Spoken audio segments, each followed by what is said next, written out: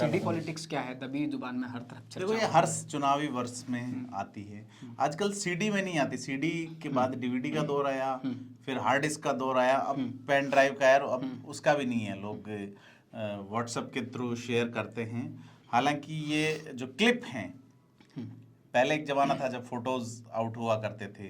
आप ये देखें कि देश के सबसे ज्यादा मंत्री रहने वाले एक बड़े नेता थे बाबू जगजीवन राम जी, उनके बेटे की तस्वीरें, नग्न तस्वीरें सूर्या मैगजीन में छपी, और उनका कभी राजनीतिक करियर नहीं बन पाया सुरेश का। तो चुनावी वर्ष में ये 79-80 की बात है, उस मैगजीन की जो संपादक थी वो जो पर्यावरण की बड़ी कार्यकर्ता हैं मनेका गांधी, वो रही हैं। और उसके बाद फिर बाबू जगजीवन राम जो सासाराम से बहुत लंबे समय तक, तो ये क्या चुनावी साल में जो है ना, एनडी तिवारी वाला मामला अलग था। वो ये था कि वो पितृत्व का अधिकार मांग रहे थे। थोड़ा राजस्थान पर भी चर्चा करें। राजस्थान में भंवरी देवी की सीडी, उस समय दौर सीडी का था, 2011-12 का जो दौर था, तो उस समय सीडी चलती थी। अब सीडी के बजाय ये है कि आप पे कैमरे की नजर है हर जगह।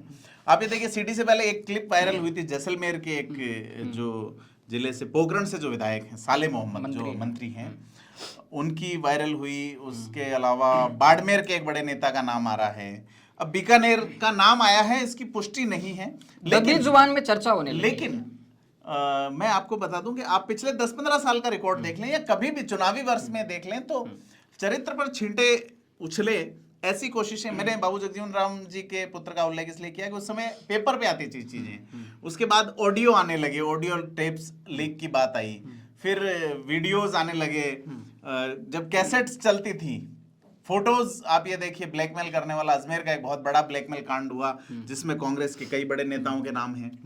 तो ये सारा यूथ कांग्रेस के उस समय के जो पदाधिकारी थे अजमेर के, वो इन्वॉल्व थे।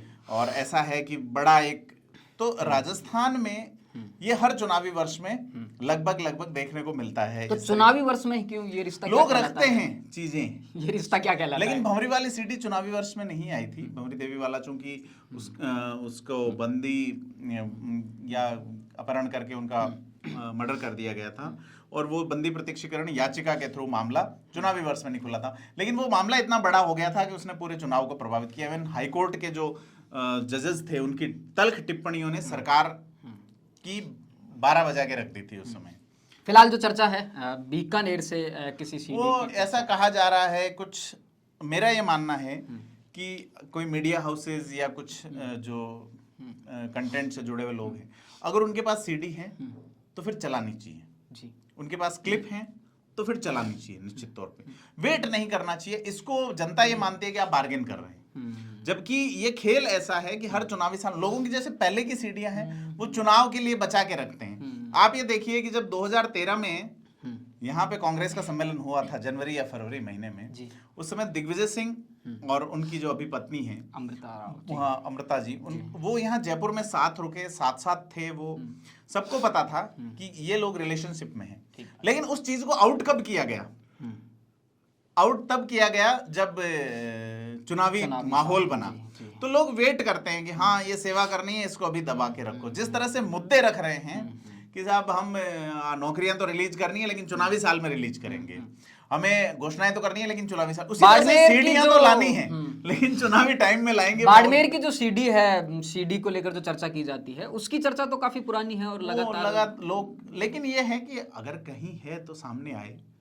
आप दबाव की राजनीति अगर करते हैं तो व्यक्ति अगर मान लो सही है और उस पर गलत दबाव बनाया जा रहा है, माहौल बनाया जा रहा है, उसे परेशान किया जा रहा है, क्योंकि क्लिपिंग्स का, अब वो अगर मान लीजिए आपके म्यूचुअल रिलेशनशिप हैं तो फिर आप क्या करेंगे? ठीक बात। According to the Indian law, जब से एडल्ट्री का कानून हमारे यहाँ नल एंड वॉइड हुआ है, खत्म हुआ है, उसके बाद इस पे आप क्या कीजिएगा? लेकिन चूंकि कहते हैं ना, सफेद कपड़े में सबसे ज्यादा वो दाग लगते हैं, दाग तो सभी कपड़ों में बराबर लगते हैं, सफेद में दिखते ज्यादा है। तो जो आदर्श लोग हैं, जो ऊपर आदर्श हैं, उन्हें ज्यादा सावधान रहने की आवश्यकता है।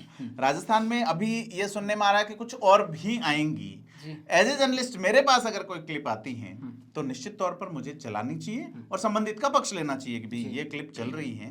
तो अगर आपके पास है तो आप निश्चित तौर पे उसको रिलीज कीजिए ताकि लोगों का प्रेशर रिलीज हो। ठीक, ये ठीक सब बात जो आरोपी है वो आरोपित है, बड़ा माहौल बनता है लोगों पूरे के माहौल बीच ही में। बनाया जा रहा है निश्चित तौर पे। जी, युवाओं के बीच में बड़ा माहौल बनता है, सोशल मीडिया पर मीम्स आ जाते हैं, पोस्ट वायरल हो जाती है और बाद में जब एक लंबी चर्चा होती है उसके बाद में फिर वो अब जैसे खबर कल बनती अपन रहती जब बात कर रहे थे विश्लेषण में, तब आपने कहा था कि राजनीतिक हलकों में आज कुछ ज्यादा खास नहीं रहा, लेकिन लोगों को लगा कि आज वैक्यूम चल रहा है सोशल मीडिया पे तो यही चेप दो। है। ठीक बात है। ठीक है, तो वो इस तरह से चला रहे हैं। तो बहुत सारे मुद्दों पर हमने वरिष्ठ पत्रकार और राजनीतिक विश्लेषक प्रदीप बिदावत के साथ में चर्चा की। कल जैसे ही राजस्थान की सियासत का मौसम बदलेगा आपके साथ चर्चा में फिर से जुड़ेंगे। राजस्थान से जुड़े तमाम मुद्दों को जानने और समझने के लिए देखते रहिए थिंक 360। धन्यवाद।